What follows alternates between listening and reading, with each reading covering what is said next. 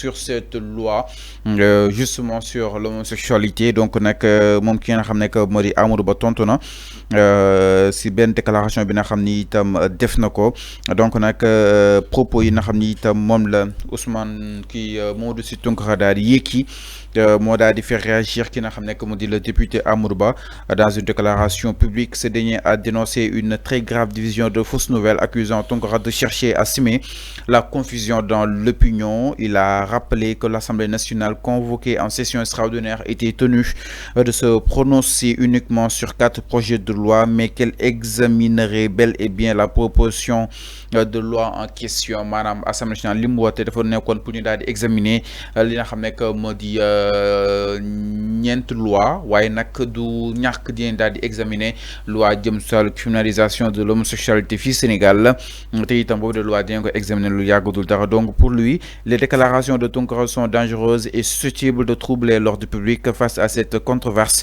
li nga xam ne que moo di la DC il a vraiment raison pour daal di koy wóorlu. Alors Alpha naka la daal di jàngatee li nga xam ne que moo di les propos de Amadou Ba jàpp ni loi sur l'homosexualité dinañ ko examiner waaye ki nga xam ne que moo di Tounkara kàddu yu mu yëkki mën na yëngal réew maanaam mën na daal indi fi yu kenn xamul. Oui, li ma doon wax ci Tounkara ni que dafay manipuler. La loi n'a pas été examinée. Dégg nga le député Amadou Ba lu mu wax dinañu examiner loi bi. Donc une loi qui n'a pas encore été examinée n'est pas synonyme de rejet. Donc Tounkara leer na nañ ni que dafa doon def manipulation. Lui-même il a dit ni que dafa fakastalu. Donc fakastalu mooy maanaam il a commis une erreur, il a menti sur ce qu'il a dit. Maintenant Amadou Ba, concernant Amadou Ba bi nga wax. Tu sais Amadou Ba c'est un député à l'Assemblée nationale. Il est mieux placé. Et aussi, il n'est pas n'importe qui député. Il fait partie du groupe parlementaire le plus majoritaire à l'Assemblée nationale. Maintenant, Amadou Ba, qui fait partie du bureau de l'Assemblée nationale, il te dit il est mieux placé.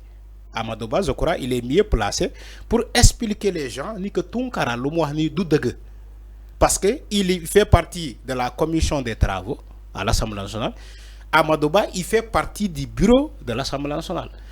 Il dit Tounkara lu mu wax ni c'est des propos très graves, susceptibles même de heurter la sensibilité des Sénégalais.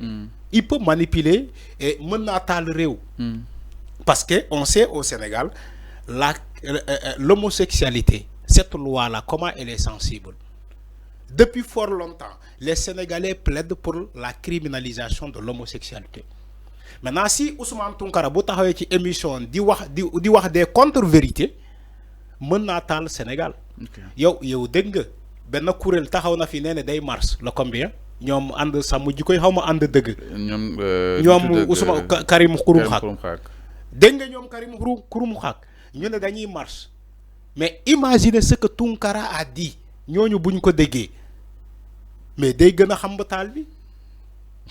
moo tax Amadou Ba ne la Tounkara non seulement ce qu'il a dit c'est très grave mais aussi mën naa taal Sénégal ci ay dara ci ay caaxaan ci ay mensonges ay contre-vérités. Amadou Ba qui est député à l'Assemblée nationale, il reconnaît que Tounkara a menti sur ce qu'il a dit. C'est très grave. wax naa ko fi démb il faut arrêter la manipulation.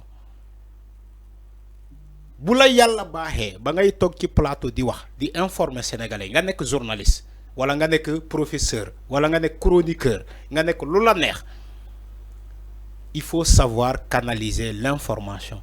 Il faut savoir vérifier cette information parce que information comme bal bu tàkk la fépp bu xasee ba jub rek yow doo mesurer l'ampleur de ces mais waa Pastef dana wul di communiquer suñ communiquer wul benn parti bi aussi def ko justement à leur place quand même.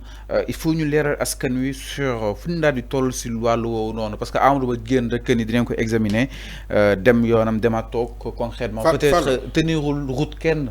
Il faut ñu ñëw leeral si boobu de li nga xam ne que moo di question. Fallou, ce que Tounkara a dit ça n'a rien à voir avec la communication de Pastef, ça n'a rien à voir. non Amadou Ba nee na kàddu yooyu mën na yëngal réew mi. Exactement mën naa yëngal réew mi waaye loolu dinañ ko examiner. Exactement mais Amadou Ba il parle en tant que député. Ok. C'est les députés, ils ont une cellule de communication.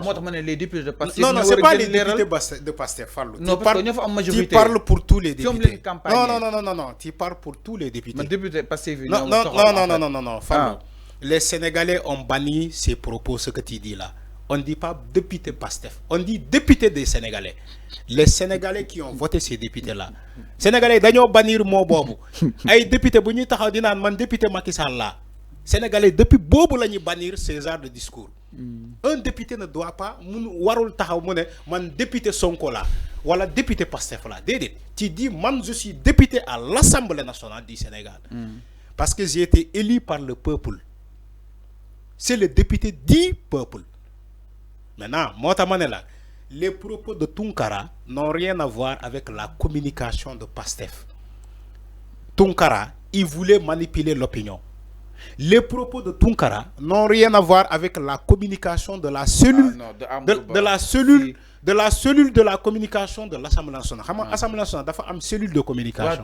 Moo tax man ne ñoo war a communiquer war a wax ak askan wi comme El Malick Ndiaye nu mu ko waxee rek dañuy gën a taxaw su diggante ak askan bu ñu fal di waxtaan ak ñoom dem ba am benn concept pour dem fekk ji askan wi fu ñu nekk ñu def seen ay wax entre autres communication waroon na gën a mën a li nga xam ne que moo di. Aussi Fallou, je suis d'accord avec toi. Parfois, quand il parle de communication. Mais Fallou, Assemblée nationale dafa am nu muy doxé. Parce que Karim nee na dafa bëgg non. Exemple.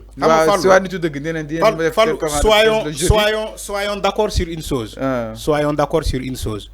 Assemblée nationale dafa am nu muy fonctionner. Assemblée nationale dafa am nu muy doxé.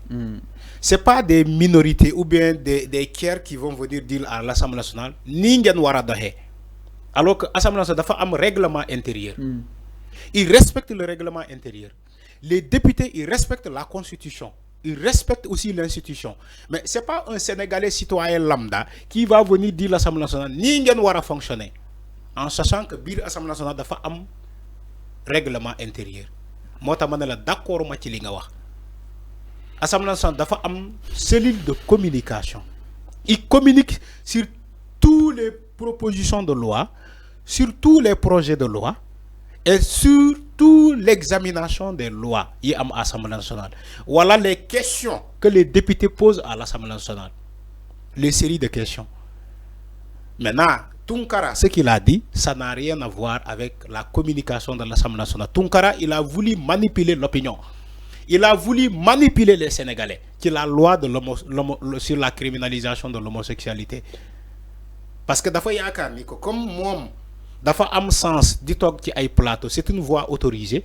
Mota mën na jaaré ci lolu saisir cette sens là occasion bobu pour manipuler l'opinion internationale et l'opinion nationale. Malheureusement, il a échoué sur la communication. Donc il a échoué. Non, Tunkara, il a échoué. Échec bi moy ñu wo la convoqué la, tu reconnais avoir fait une erreur. Tu dis dama fakastalu, dama daanu. Mom Tunkara moko wax. Dama fakastalu, dama daanu. Donc, ce que j'ai donné comme information, c'est faux. Tous les Sénégalais savent maintenant que Tunkara, ce qu'il a dit, c'est faux, c'est un mensonge. C'est un mensonge. Je suis désolé de le dire, mais c'est le cas.